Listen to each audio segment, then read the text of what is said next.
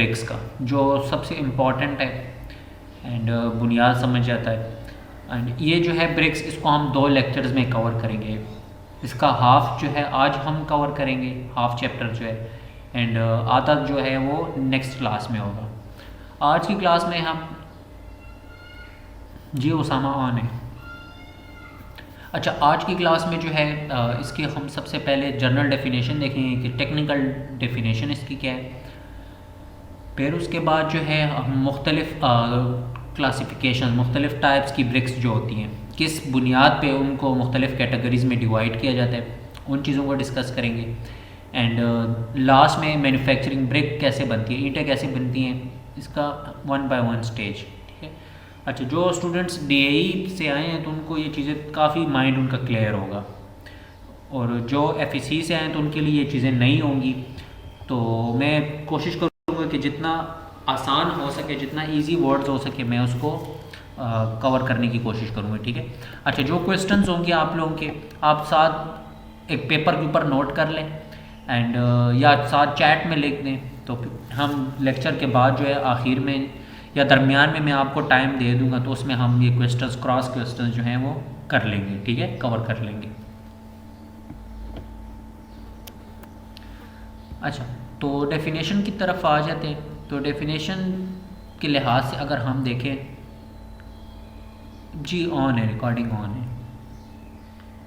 असल में मैं जो हूँ ये अपना लैपटॉप के अंदर रिकॉर्डर मैंने इंस्टॉल किया है, मैं उसके ऊपर रिकॉर्डिंग करता हूँ, क्योंकि काफ़ी जनरल बातें क्लास के अंदर होती हैं, तो वो फिर मैं वहाँ से कट अप करके तो एक फ़्रेश वीडियो अपलोड करता हूँ। ठीक है। अच्छा, तो ब्रिक की अगर डेफिनेशन की तरफ जाएं तो कहता है कि ये एक आर्टिफिशियल है, आर्टिफिशियल यूनिट है। यूनिट कहते हैं एक बॉक्स को। ठीक है। आर्टिफिशियल से मुराद आप इसको बनाते हो, कुदरती तौर पर नेचुरल फॉर्म में ये आपको नहीं मिलती। ठीक है। ये एक यूनिट होता है जिसकी शेप कैसी होती है, रेक्टेंगुलर शेप होती है इसकी। और ये किस चीज़ से बनती है, ये आपके पास क्ले से बनती है, मिट्टी से, और इसको हम कहते हैं ब्रिक। सिंपल डेफिनेशन है। ठीक है। देन अब उसके बाद आ जाते हैं इसकी क्लासिफिकेशंस की तरफ, कि क्लासिफिकेशंस कौन कौन सी हैं। अब नॉर्मली जो है हमारे पास जो जर्नल आम ब्रिक्स यूज़ होती है, तो उसमें 4 टाइप्स है। सबसे पहले नेम से ही ज़ाहिर है, जिसको हम नेम्स की ही मदद से first class brick, second class, third class and fourth class, तो ये 4 किस्म की ब्रिक्स होती हैं। जब आपके पास भट्टी में ईंटें तैयार हो जाती हैं ना, तो देन उसको फिर कैटेगरीज़ में डिवाइड किया जाता है। फर्स्ट कैटेगरी में फर्स्ट क्लास ब्रिक्स उसको कहते हैं, second category second class BRICS, इसी तरह थर्ड एंड फोर्थ। अब कैसे डिवाइड किया जाता है इन कैटेगरीज़ के अंदर, वो कौन कौन सी क्वालिटीज़ होती हैं जिसकी बुनियाद पर इनको जो है तकसीम किया जाता है, तो आए अब उनको देखते हैं। नॉर्मली जो है इसमें अब लेट से अगर हम देखें कि वो कौन सी ब्रिक्स है जिसको हमने फ़र्स्ट क्लास ब्रिक्स की कैटेगरी में डाल दी है। अब लेट से आपके पास 1000 ईंटें तैयार हो गई हैं। अब उसमें आपने हर एक ईंट के अंदर कौन सी क्वालिटी देखनी है। ठीक है। फिर उसको जो है आपने डिवाइड करना है। तो फर्स्ट क्लास ब्रिक्स की कैटेगरी की तरफ आएँ तो उसमें सबसे पहला पॉइंट जो देखा जाता है, सबसे पहला पॉइंट वो ये होता है कि इसका कलर जो है वो रेड होना चाहिए, डीप रेड या डार्क रेड आप कह लें। ठीक है। एक कलर की ये क्वालिटी आपने देखनी है। सेकंड चीज़ इसमें क्या देखनी है, सेकंड पॉइंट कहता है कि इसकी जो सरफेस होती है, इसकी सतह जो होती है ईंट के ऊपर जो होती है, ये बिल्कुल स्मूथ होनी चाहिए। स्मूथ से मुराद बिल्कुल हमवार होनी चाहिए, एक जैसी। एंड इसके जो किनारे हैं ना, इसके जो कॉर्नर्स होते हैं ईंट के, 4 कॉर्नर्स कह लें, 4 टॉप कॉर्नर्स कह लें, 4 बॉटम्स, 8 कॉर्नर्स कह लें आप। ठीक है। तो वो बिल्कुल स्ट्रेट होने चाहिए, टूटे हुए ना हो इसके किनारे।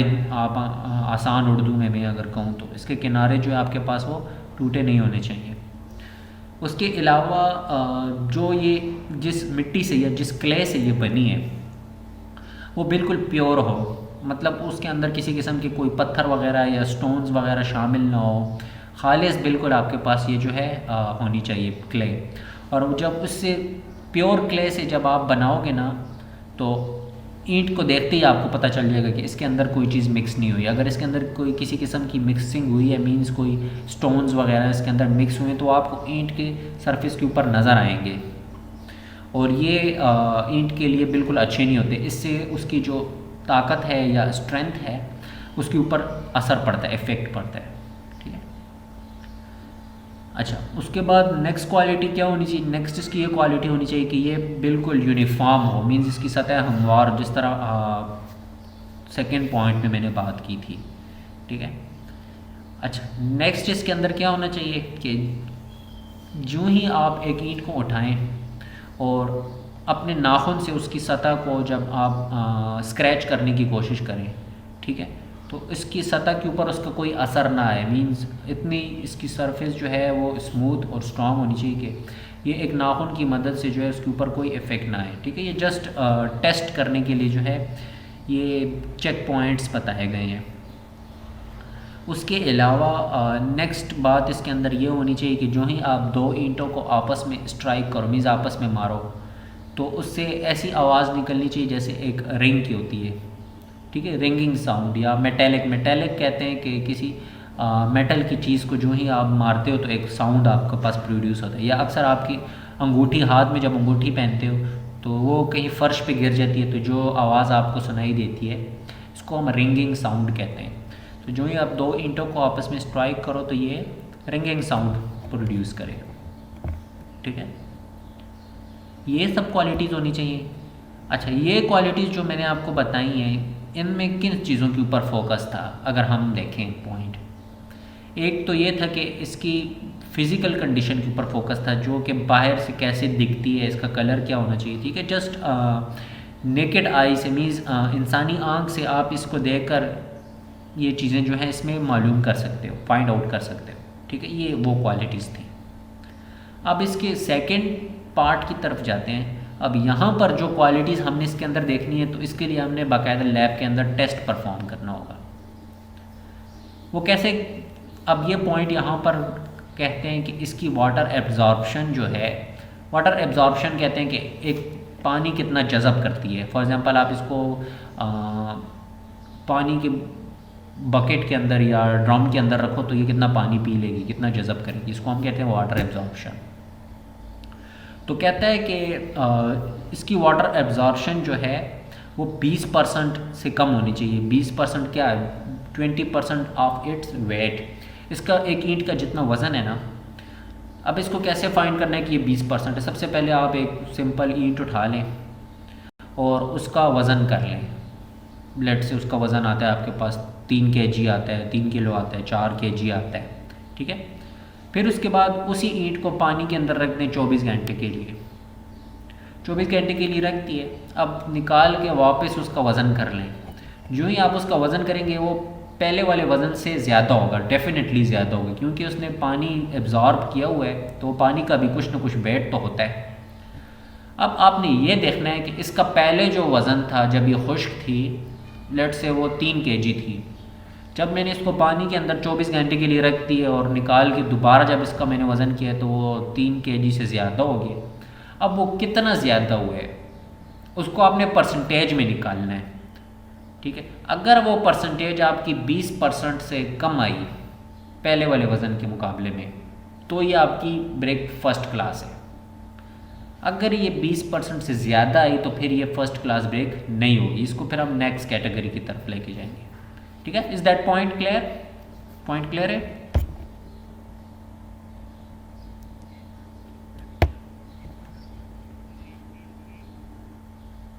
ठीक है। अच्छा, नेक्स्ट पॉइंट की तरफ जाते हैं। नेक्स्ट कहता है कि इसकी क्रशिंग स्ट्रेंथ। अच्छा, क्रशिंग स्ट्रेंथ क्या कहते हैं जी? क्या क्वेश्चन है आपका? ये 24 आवर्स के लिए, 24 घंटे के लिए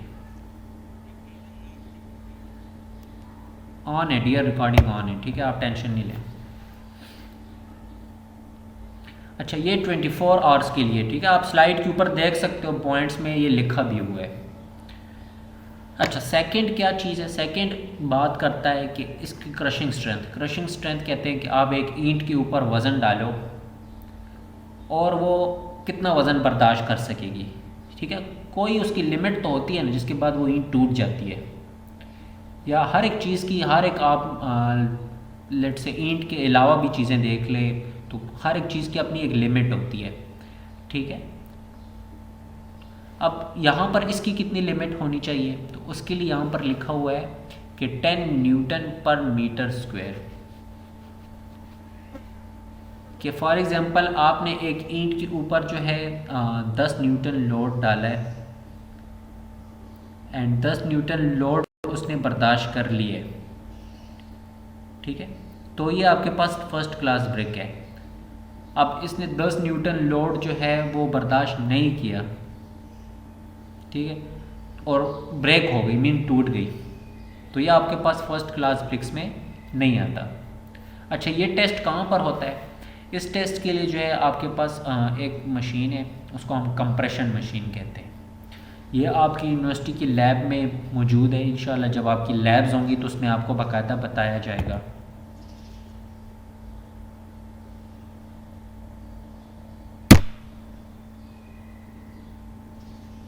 ये जब आपकी लैब्स होंगी तो उसके अंदर आपको ये एक्सपेरिमेंट करके बताया जाएगा कि लैब जो है, लैब के अंदर जो है ब्रिक्स की आपने वाटर एब्जॉर्प्शन कैसे फाइंड करनी है, आपने क्रशिंग स्ट्रेंथ कैसे फाइंड करनी है। जी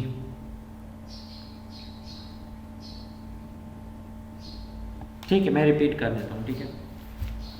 अच्छा, मैं पॉइंट एक्सप्लेन कर रहा था क्रशिंग स्ट्रेंथ की, कि एक ईंट जो है वो क्रशिंग स्ट्रेंथ से मुराद कितना लोड बर्दाश्त कर सकती है, ठीक है। तो उसके लिए यहाँ पर अब हमें एक स्टैंडर्ड बताया गया है, वैल्यू बताई गई है। वो स्टैंडर्ड क्या है कि आपके पास 10 न्यूटन पर मीटर, ठीक है। अब 1 मीटर स्क्वायर मीटर जगह ले लें, ठीक है, उसके ऊपर 10 न्यूटन लोड अप्लाई करें आप, और ये ईंट अगर टूटी नहीं तो इसको हम कह सकते हैं कि ये आपकी फ़र्स्ट क्लास ब्रेक है। अगर ये इसके ऊपर टूट गई या ब्रेक हो गई, ठीक है, तो ये आपके पास फर्स्ट क्लास ब्रेक में नहीं आता। अब इसको हम कैसे चेक करेंगे? इसके लिए भी आपके पास एक ऑपरेटर्स होना चाहिए, तो वो आपकी लैब में मौजूद है। इसको हम कंप्रेशन मशीन कहते हैं, या कंप्रेशन यूनिवर्सल टेस्टिंग मशीन भी इसको हम कहते हैं, UTM इन शॉर्ट। अच्छा, ये जो UTM है ये आपकी यूनिवर्सिटी में जहाँ पर अकाउंट्स है, जहाँ पर ये बैंक ATM है, इसके साथ लैब में मौजूद है, वहाँ पर है। तो जब आपकी यूनिवर्सिटी ओपन होगी तो वहाँ पर ये एक्सपेरिमेंट्स बाकायदा करवाया जाएगा आपको, कि एक ब्रेक को वहाँ पर रखा जाएगा एंड देन उसके साथ आपका सॉफ्टवेयर अटैच होता है। वो आपको वैल्यू बताता है कि इस ब्रेक के ऊपर लोड अप्लाई हो रहा है एंड कौन से लोड के ऊपर जाकर ये जो है टूट जाती है, क्रश हो जाती है, ठीक है। अच्छा, लास्ट पॉइंट जो है, लास्ट पॉइंट थोड़ा सा इसके यूज़ के हिसाब से बताया गया है कि नॉर्मली ये कहाँ पे यूज़ होती है, फर्स्ट क्लास ब्रेक जो होती है। अब इसमें मैंने पिछली स्लाइड में आपको जो क्वालिटीज़ बताई हैं, ठीक है, और इस स्लाइड में जो मैंने आपको क्वालिटीज़ बताई हैं, इनको सामने रखते हुए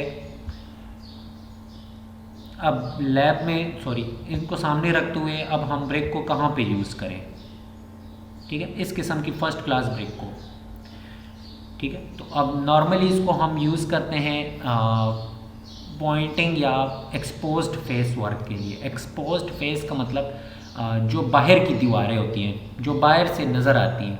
अक्सर आप ये सरकारी इमारत देखते हो, सरकारी बिल्डिंग्स देखते हो, इनकी बाहर की जो ईंटें हैं वो बिल्कुल आपको स्ट्रेट नज़र आती हैं, साफ़ क्लियर नज़र आती हैं, इसके ऊपर कोई प्लास्टर नहीं हुआ होता।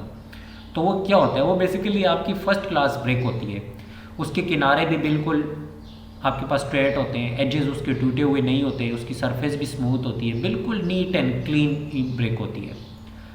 तो यही वजह है कि उसको बाहर की तरफ यूज़ किया जाता है। एक तो वो दिखेगी अच्छी, उसकी लुक अच्छी होती है, ठीक है, एंड उसके अलावा फ़र्श के ऊपर यूज़ की जाती है फ्लोरिंग के लिए।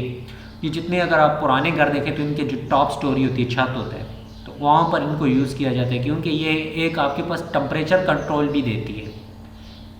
अक्सर आपने देखा है कि टॉप छत के ऊपर अगर मार्बल लगी है तो उसके नीचे जो रूम्स होते हैं वो गर्म होते हैं, लेकिन अगर आप ऊपर ईंटें लगा दें तो वो नीचे का जो रूम होता है उस छत के नीचे वो थोड़ा सा टेम्परेचर कंट्रोल में होता है।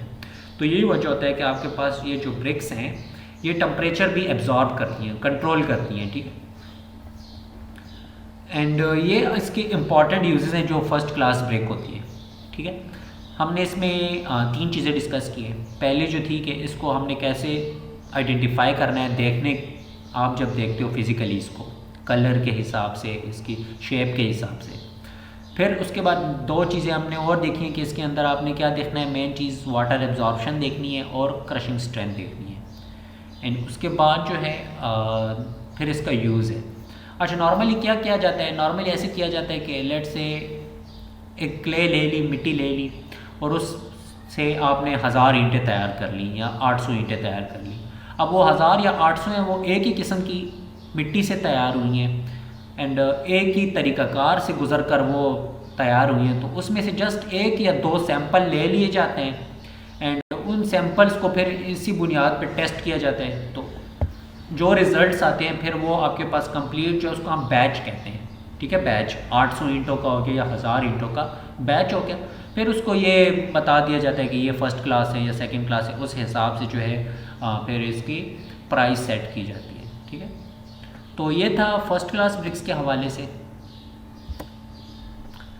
अब चलते हैं नेक्स्ट कैटेगरी की तरफ। नेक्स्ट कैटेगरी में आ जाती हैं सेकंड क्लास ब्रिक्स।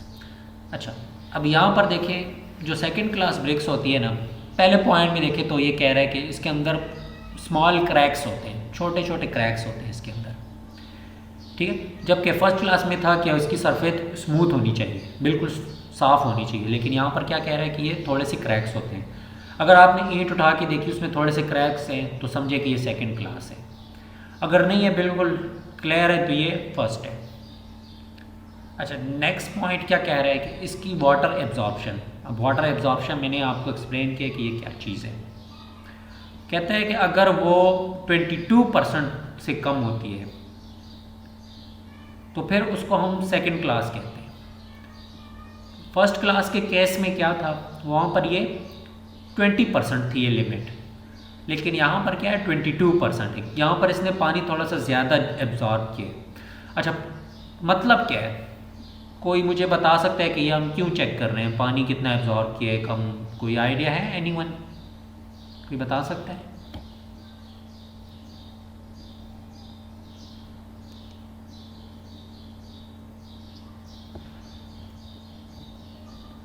एग्जैक्टली आके बिल्कुल यही पॉइंट है कि इसके अंदर वॉइड्स कितने हैं, खाली स्पेसेस। क्योंकि जिस इसके अंदर जितने ज़्यादा आपके पास वॉइड्स होंगे ना, तो उतनी इसकी स्ट्रेंथ कम होगी, क्योंकि ये उतनी सॉलिड नहीं होगी। इसके अंदर पोर्स होंगे या वॉइड्स, जो आप इसके लिए नॉर्मली वर्ड यूज़ करते हैं। ठीक है, तो जितने ज़्यादा वर्ड्स हैं इसकी वाटर एब्जॉर्प्शन उतनी ज़्यादा होगी, जितने वॉइड्स कम हैं इसकी वाटर एब्जॉर्प्शन कम होगी और स्ट्रेंथ ज़्यादा होगी। अब ये 2 चीज़ें जो है ना, स्ट्रेंथ और वाटर एब्जॉर्प्शन, ये एक दूसरे के ऑपोजिट हैं। अगर आपके पास वाटर एब्जॉर्प्शन की वैल्यू या परसेंटेज जितनी ज़्यादा आ रही है, स्ट्रेंथ उतनी कम होगी। अगर आपकी वाटर एब्जॉर्प्शन की परसेंटेज जितनी कम आ रही है, आपकी स्ट्रेंथ ज़्यादा होगी। So these are opposite things. ठीक है, अच्छा, नेक्स्ट की तरफ आ जाते हैं, क्रशिंग स्ट्रेंथ की तरफ। तो यहाँ पर देखें क्या कहता है कि बिटवीन 7 and 10, जबकि प्रीवियस के केस में क्या था, प्रीवियस के केस में ये जस्ट 10 था। ठीक है, तो यूँ ही अब आप देखें ईंट के अंदर थोड़े से इश्यूज आ रहे हैं स्ट्रेंथ के अंदर, वाटर एब्जॉर्प्शन के अंदर, तो इसी तरह उसकी जो क्लासिफिकेशन है वो भी डिवाइड हो रही है।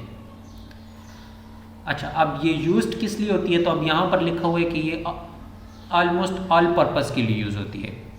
अब ये फ्लोर्स के ऊपर भी नॉर्मली यूज़ की जाती है। ठीक है, लेकिन उसमें यह होता है कि फ़िनिशिंग फिर करनी पड़ती है, जबकि फ़र्स्ट क्लास ब्रिक्स में आपको फ़िनिशिंग की इतनी ज़रूरत नहीं पड़ती थी।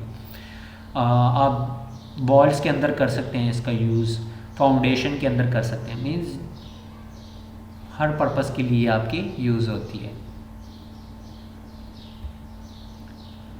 अब नेक्स्ट कैटेगरी की तरफ आ जाते हैं। तो नेक्स्ट कैटेगरी है थर्ड क्लास ब्रिक्स। अच्छा, वो कौन सी टाइप की जो ईंटें होती है जो इस कैटेगरी में हम डालते हैं? ऐसी ईंटें जो थोड़ी सी जल जाती हैं। अब ये कैसे पता चलता है? जलने से मुराद उनका कलर जो है आपके पास ब्लैक होना शुरू हो जाता है। अगर आप कोई गया हो, किसी का एक्सपीरियंस हुआ हो भट्टी की तरफ जाने का, जहाँ पर ईंटें बनती हैं, तो वहाँ पर आपको ऐसी ईंटें आसान आसानी से मिल जाएंगी। अब नॉर्मल ईंट को आप देखते हो तो उसका कलर भी अच्छा होता है, लेकिन उसके अंदर कुछ ईंटें आप देखते हो, लेट से आपने घर बनाया है, घर बनाने के लिए ईंटें मंगवाई हैं, तो डेफिनेटली उसमें से 5-6 ईंटें तो मिलती ही मिलती हैं जिनका कलर डार्क होता है। और वो किस वजह से होता है? वो ज़्यादा बर्निंग की वजह से होता है।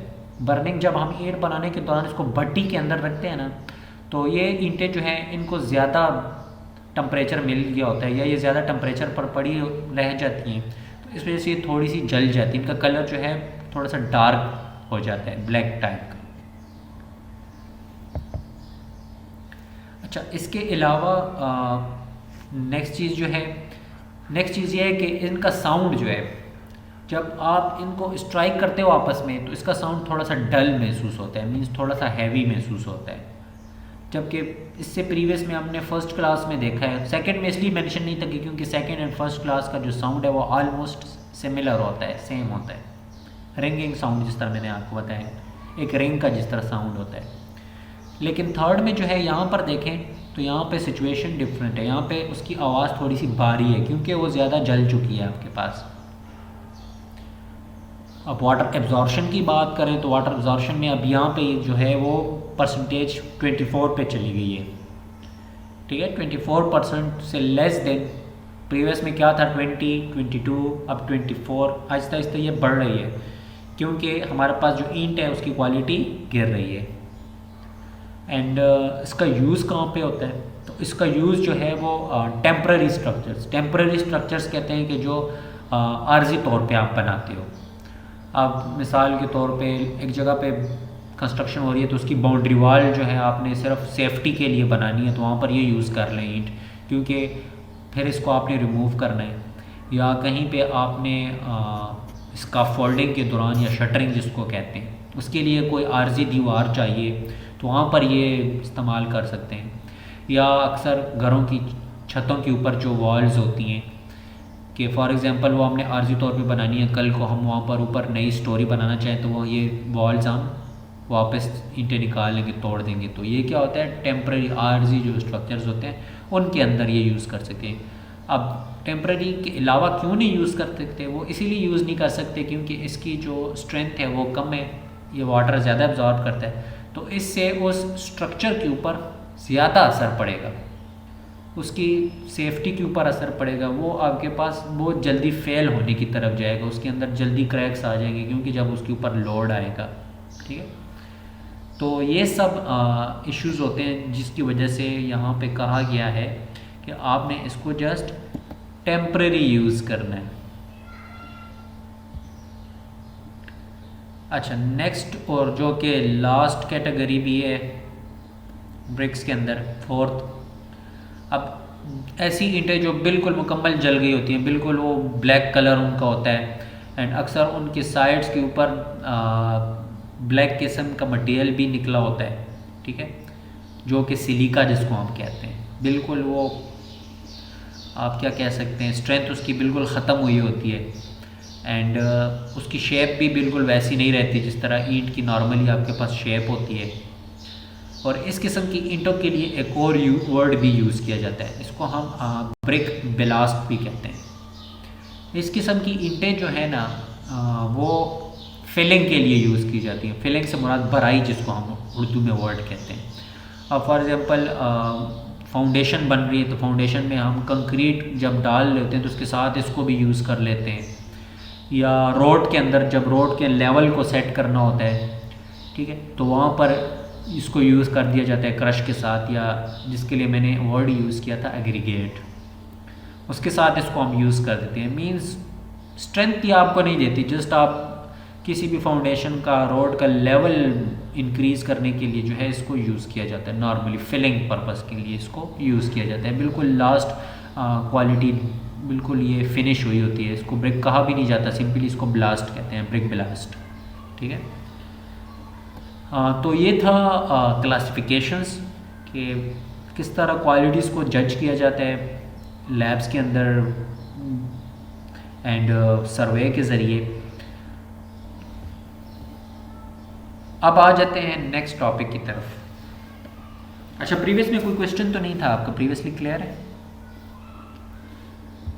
जब ईंटें बनाई जाती हैं 7 स्टेजेस होते हैं, इनसे गुज़र के आपके पास ईंट तैयार होती है। अब अगर हम हर एक वर्ड की तरफ देखें ना, ध्यान दें, तो ये खुद ही एक्सप्लेन कर रहा है कि स्टेज के अंदर क्या चीज़ होगा। अब फर्स्ट देखें तो डिगिंग लिखा हुआ है। डिगिंग का मतलब होता है आप खुदाई करना या एक्सकेवेट करना। सेकंड है वेदरिंग, मौसमी असरात के बारे में। थर्ड वन इज़ ब्लेंडिंग है, ब्लेंडिंग कहते हैं मिक्स करने को। Fourth one is tempering, tempering कहते हैं कि जब आप किसी मशीन की मदद से या रॉड की मदद से आप उसको स्ट्राइक कर रहे हो, ठीक है। पांचवा जो है वो है मोल्डिंग। इसको वन बाय वन में जाता हूँ डिटेल में, ठीक है। मोल्डिंग है तो मोल्डिंग से मुराद कौन से साइज़ में आपने ईंट बनानी है, ठीक है, सांचा जिसको उर्दू में कहते हैं, आसान जबान। एंड सिक्स वन जो है वो है ड्राइंग प्रोसेस है। And last one is burning, भट्टी से गुजारा जाता है इसको। तो ये आपके पास 7 स्टेजेस इन्वॉल्व हैं मैन्युफैक्चरिंग प्रोसेस के अंदर। तो अब आए इसको वन बाय वन देखते हैं। अच्छा, ये मैंने थोड़ी सी एक पिक्चर डायग्राम के शेप में भी लगाई है कि कैसे, अगर ये पिक्चर आपको समझ में आ गई ना तो आपको पूरा मैन्युफैक्चरिंग प्रोसेस समझ में आ जाएगा कि एक स्टेज दूसरे के साथ कैसे कनेक्टेड है, ठीक है। तो देखिए फर्स्ट स्टेज में ये अपनी स्क्रीन की लेफ़्ट साइड के ऊपर आप देखें कि माइनिंग लिखा हुआ एक्सकेवेटर है, ठीक है, इसको एक्सकेवेटर कहते हैं।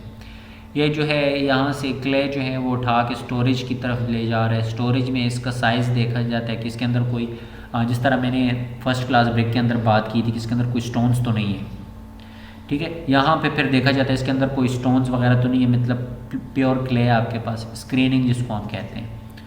फिर उसके बाद क्या होता है कि इसको मिक्सअप किया जाता है, मींस इसके अंदर वाटर ऐड किया जाता है, इसका ब्लेंड बनाया जाता है। ब्लेंड बनाने के बाद जो है फिर क्या होता है, जब आपके पास मिक्सचर रेडी हो जाता है, फिर उसके बाद क्या होता है कि इसको मोल्ड में डाल दिए जाते हैं। कोटिंग एंड ग्लेजिंग लिखा हुआ है। कोटिंग एंड ग्लेजिंग से मुराद जो है इसको मुख्तलिफ साइज़, अब ईंट जो है आपके पास यहाँ पर हमारे पास नॉर्मली 9x4.5x3 साइज़ इसकी होते हैं, ठीक है। इस साइज़ के मुताबिक इसको बना के फिर ड्राई किया जाता है। ड्राई क्यों किया जाता है, अगर आपने ड्राइंग से डायरेक्ट ही बर्निंग प्रोसेस पे इसको भेज दिया, भट्टी से गुजार दिया, तो वो फिर इसके अंदर क्या नुकसान होता है कि आपकी ईंट के अंदर क्रैक्स आ जाते हैं। तो आपने भट्टी से गुजारने से पहले उसको पहले खुश्क करना होता है कि इसके अंदर जो थोड़ा बहुत मॉइस्चर रहता है वो हमारे पास नॉर्मल जो टेम्परेचर है उसकी मदद से ये खुश्क हो जाए। अच्छा, अब आ जाते हैं पहले स्टेज की तरफ। पहला है आपका डिगिंग, कि कैसे आपने सॉइल या क्ले जो है वो इकट्ठी करनी है। तो क्या किया जाता है कि सबसे पहले जो ऊपर की आपके पास अबलेट से एक ज़मीन है, ठीक है, वो मिट्टी आपने सिलेक्ट कर ली कि ये हमने यूज़ करनी है, ठीक है। तो उसकी जो ऊपर की सतह है, ऊपर की सतह से मुराद 20 सेंटीमीटर की ऊपर की जो इसकी लेयर है वो यूज़ नहीं की जाती, वो ऊपर से हटा के साइड पे कर दी जाती है, क्योंकि ऊपर की लेयर में आपके पास अक्सर जड़ी बूटियाँ उसमें उगी होती हैं या पौधे वगैरह, उसके अंदर शाखें वगैरह होती हैं, जड़ें होती हैं। तो इन सब चीज़ों को जो है ऊपर से 20 सेंटीमीटर की लेयर को रिमूव कर दिया जाता है, उससे ये चीज़ें साइड पे हो जाती हैं। और उसके बाद नीचे जो आपके पास प्योर क्ले जो है वो निकल आती है, ठीक है। तो फिर वो आप क्ले जो है यूज़ करते हो। अच्छा, ये स्टेज आपका हो गया, आपने क्ले कलेक्ट कर ली। नेक्स्ट आपके पास आ जाता है वेदरिंग। वेदरिंग से ये मुराद होता है कि जो मिट्टी आपने इकट्ठी कर ली उसको एक ओपन एरिया में, खुले मैदान में जो है उसको छोड़ दिया जाता है। किस लिए, ताकि उसके ऊपर थोड़ा सा सूरज की रोशनी लगे, टेम्परेचर की वजह से उसके अंदर जो मॉइस्चर है वो खुश्क हो जाए, क्योंकि ज़मीन की नीचे की सतह के अंदर नमी ज़्यादा होती है एज़ कम्पेयर टू ऊपर की सतह के। ऊपर आपके पास स्ट्रेट अवे सनलाइट या सूरज की रोशनी पड़ रही होती है तो वो मॉइस्चर खुश्क होता है, लेकिन ज़मीन के नीचे जो ही जाएंगे आप तो पानी की सतह के करीब होने की वजह से वहाँ पर आपके पास सॉइल जो है वो सेचुरेटेड होती है, उसको सेचुरेटेड कहा जाता है, या उसके अंदर नमी की मकदार जो है वो ज़्यादा होती है। तो उसको खुश्क करने के लिए इसको वेदरिंग इफ़ेक्ट उसको कहते हैं, उसके से गुजारा जाता है। ठीक है, नॉर्मली ये कुछ हफ्तों के लिए इसको छोड़ा जाता है। अगर वहाँ पर टेस्ट किया जाता है कि अगर इसके अंदर मिकदार नमी की ज़्यादा है तो ये 2 से 3 हफ्ते तक इसको इस प्रोसेस के लिए छोड़ दिया जाता है खुश्क होने के लिए। लेकिन अगर नमी की मिकदार कम है मिट्टी के अंदर तो वो कहीं 1 वीक कहीं 2 वीक्स के लिए काफ़ी होता है ये पीरियड। थर्ड पे आ जाए तो थर्ड स्टेज आपका क्या होता है, ब्लेंडिंग। ब्लेंडिंग कहते हैं कि जो आपने सॉइल थी, ठीक है, उसके अंदर अब पानी डालना है। पानी क्यों डालना है, ताकि ये एक दूसरे के साथ ऐसे मिक्सअप हो जाए कि इसके अंदर जो है जो वॉइड्स वगैरह रहते थे वो कम्प्लीटली ख़त्म हो जाए और ये हमारे पास एक चिकनी मिट्टी की शक्ल में तैयार हो जाए। ठीक है, और इसके अंदर जो है थोड़ी सी सैंडी सॉइल मिक्स की जाती है। सैंडी सॉइल से मुराद जिसके अंदर रेत के ज़रात जो हैं वो ज़्यादा होते हैं। ठीक है, उसका मकसद क्या होता है, उसका मकसद ये होता है कि इसको आपस में ये जोड़ के रखे, बॉन्ड उसका बनाना। जिस तरह आप सीमेंट जो है यूज़ करते हो, ठीक है, एक दूसरे के साथ जोड़ने के लिए बॉन्ड, तो यहाँ पर सीमेंट की बजाय सैंड को यूज़ किया जाता है। ठीक है, सैंडी सॉइल।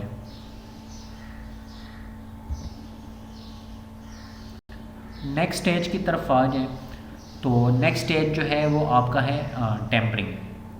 और टेम्परिंग मुख्तलिफ़ तरीक़ों से की जाती है। कहाँ पे लोग जो हैं लोगों के ज़रिए की जाती है, उन्होंने बड़े बड़े शूज़ पहने होते हैं और वो मिट्टी के ऊपर जो है ये चिकनी मिट्टी जो होती है इसके ऊपर घूम रहे होते हैं। ठीक है, आसान अल्फाज में उसको उर्दू में कहते हैं गूंदना।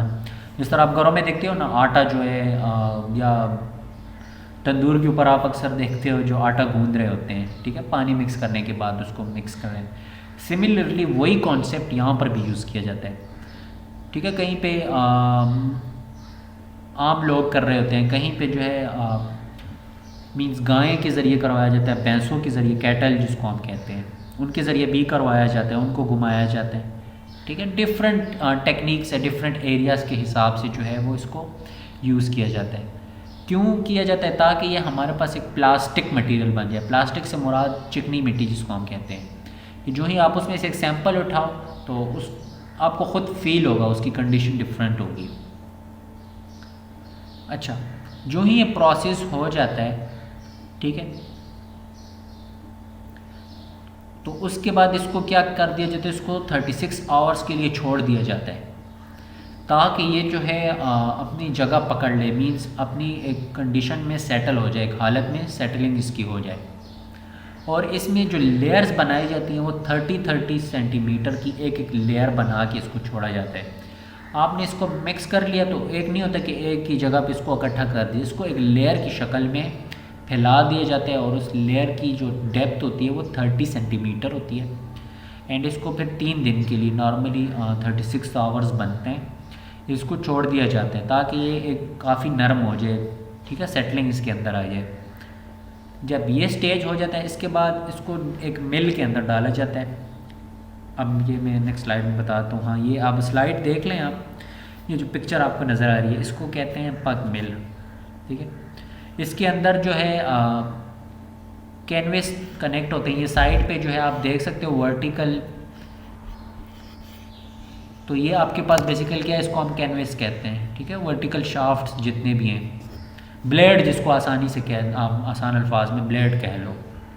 ठीक है, इसके अंदर क्या होता है कि इसके अंदर जितनी भी आपके पास ये जो प्रीवियस स्लाइड में हमने पढ़ा कि ये मिक्सचर तैयार हो जाता है पानी ऐड करने के बाद। ठीक है, टेम्परिंग हो जाती है तो इसके अंदर इसको ऐड कर दिया जाता है।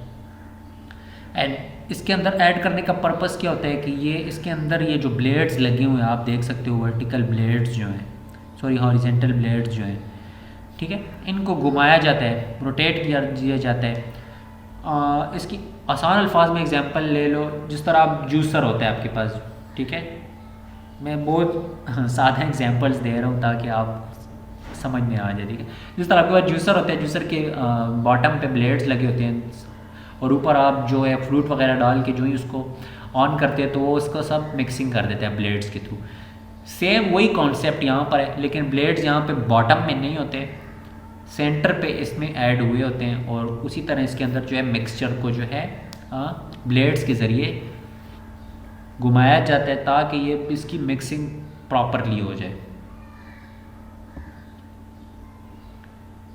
अच्छा, पग मिल जो है ये बेसिकली बिजली के ज़रिए चलती है, इलेक्ट्रिक होती है, और इसके अंदर से इसको घुमाया जाता है जितना भी इसका मिक्सचर रेडी किया होता है। ठीक है, जो ही अब हम इस पग मिल के अंदर उसको घुमा लेते हैं तो ये मिक्सचर बिल्कुल आपके पास ऐसी कंडीशन में रेडी हो जाता है कि अब इससे आप ईंटें बना सकते हो। तो इसके बाद जो है नेक्स्ट स्टेज आ जाता है, उसको हम कहते हैं मोल्डिंग। मोल्ड्स होते हैं कि आप कौन से साइज़ की ईंट आपने बनानी है। ठीक है, नॉर्मली हमारे पास यहाँ पर तो 9 इंच बाय 4.5 इंच और थर्ड डायमेंशन उसका 3 इंच होता है। ठीक है, तो ये ईंटें बनाई जाती हैं, तो इस हिसाब से इसका मोल्ड होता है, उसके अंदर जस्ट ये डाल दिए जाते हैं। अब मोल्ड्स जो हैं दो किस्म के होते हैं, एक आपके पास स्टील के होते हैं और एक आपके पास लकड़ी के बने होते हैं, वुडन होते हैं, दोनों यूज़ किए जाते हैं। अच्छा, स्टील के जो मोल्ड्स होते हैं उनका ये फ़ायदा होता है कि फिनिशिंग ज़्यादा अच्छी आती है, क्योंकि स्टील की आप देखें तो सरफेस ऑटोमेटिकली स्मूथ होती है। और नॉर्मली जो है स्टील के मोल्ड जो हैं वो बड़ी सतह पे यूज़ की जाते हैं। जो बड़ी मिल्स होती हैं नॉर्मली वहाँ पर स्टील के मोल्ड्स यूज़ किए जाते हैं। एक तो क्लीनिंग उनकी आसान होती है कि आपने मोल्ड एक दफ़ा यूज़ कर लिया तो जस्ट उसको आसानी से उसको क्लीन कर सकते हो। दूसरी तरफ पे वुडन है, तो वुडन क्या होता है कि वो एक दो दफ़ा आप क्लीन करें तो लकड़ी जो है वो ज़्यादा जल्दी आपके पास स्टील के मुकाबले में ख़राब होती है पानी की। ठीक है, पानी से आप जब ही उसको क्लीन करते हो तो ड्यूरेबल नहीं होता। ठीक है, जो आपके पास वुडन मोल्ड्स होते हैं।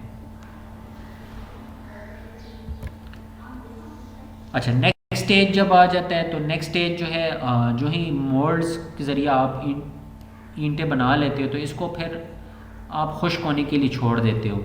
नॉर्मली 3 से लेकर 10 दिन तक, वो फिर डिपेंड करता है क्ले की कंडीशन के ऊपर, मिट्टी की क्वालिटी के ऊपर। नॉर्मली जो जिस मिट्टी के अंदर मॉइस्चर कम होता है तो उसको 3 से 4 दिन के लिए प्लेस किया जाता है, या आप पिक्चर में देख सकते हो। ठीक है, स्लाइड में।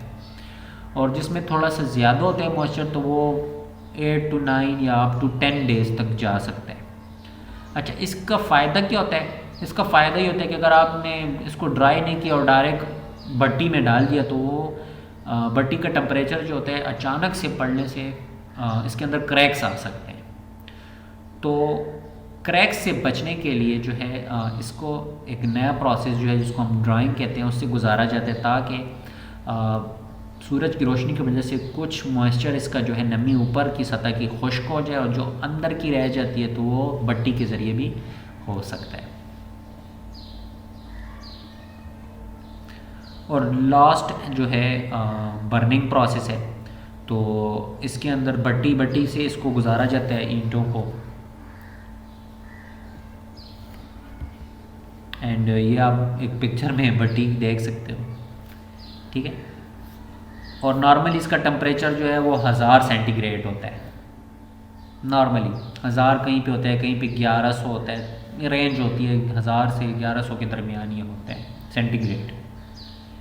आप यहाँ पे 30 सेंटीग्रेड पे कहते हो कितनी गर्मी है, तो imagine that temperature.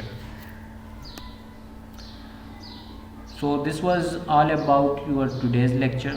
So if you have any kind of question you can just ask now. आप पूछ सकते हो, कोई क्वेश्चन हो, किसी को कोई चीज़ क्लियर ना हो।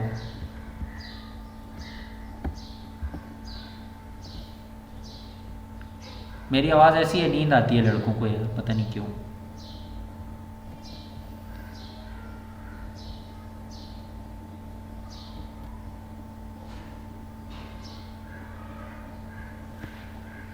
ये टाइम भी ऐसा है यार, गर्मी है, लड़कों ने खाने खाए होते हैं, किसी ने बिरयानी खाई होती है, किसी ने